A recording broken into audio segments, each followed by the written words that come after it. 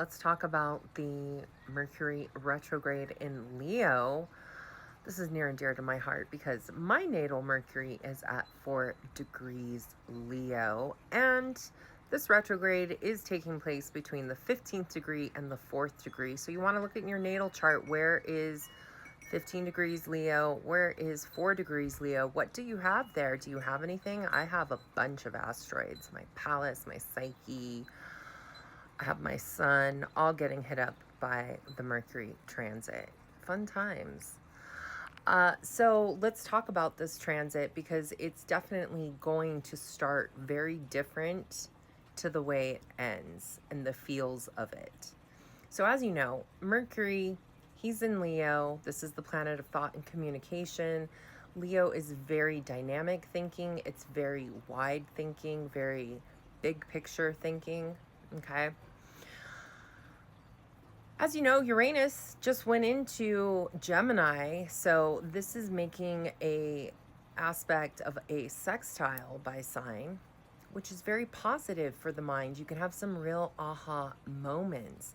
And Mercury in his retrograde in Leo will be Cazimi. That is when the planet is in the heart and the arc of the sun, where it is a period of refresh, realignment, all this wisdom, clarity. It's a very fleeting, fast aspect. However, amazing time. You can have some real aha moments, downloads, etc. Venus is currently in Gemini until July 30th. That's making a positive aspect to Mercury in Leo.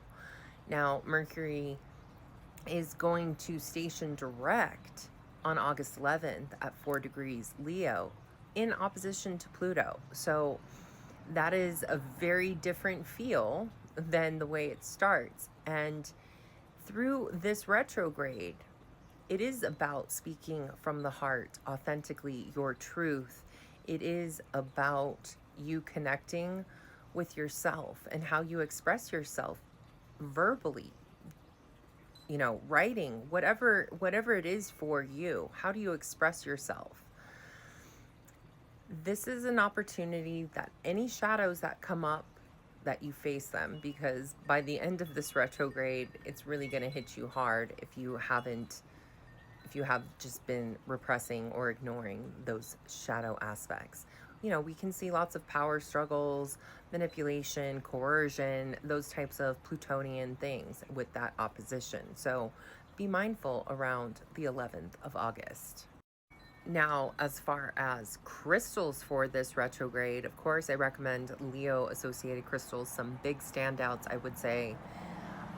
Tangerine quartz. This is in the sacral. This is so creative. If you are a creative artist, you're looking to expand, get in touch with your emotions, create something, tangerine quartz. For somebody who has been feeling perhaps more anxiety, especially since the transit of Uranus and Gemini, highly recommend Mookaite Jasper. Leo associated, root chakra, great for new beginnings. Although I don't recommend that you start anything new during this retrograde. Mookaite Jasper is great for anxiety. It's very grounding. It's great for your hair and nails, ladies. Some other big standouts, Dumortierite. Dumortierite is Saturn associated, Leo associated, brow and throat chakra. Phenomenal for quiet confidence in speaking. It's great for doing the things that you don't necessarily want to do. It's going to give you a sense of discipline, also a sense of courage. Peridot, phenomenal to work with, especially if you feel like you need to be releasing anger or resentment, or you need to work on forgiveness. Peridot, I think is always a great choice, obviously, being a Leo sun. Larimar, this is in the throat and the heart chakra, great for speaking from the heart. What would be another one? Aqua aura, this is in the throat chakra, great for calm communication. So there are many crystals to consider for the Mercury retrograde, depending on what type of supportive energies you need. I think Peridot is very handy, especially towards the end of the retrograde. Peridot is great for jealousy and people who like to gossip. Just FYI.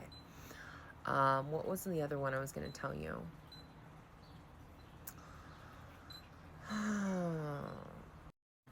Don't fear the retrograde. Go slow. You got this.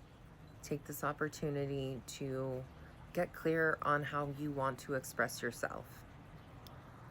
As the Material Girl always says, express yourself, you know? That's such a great song. All right, I'm done.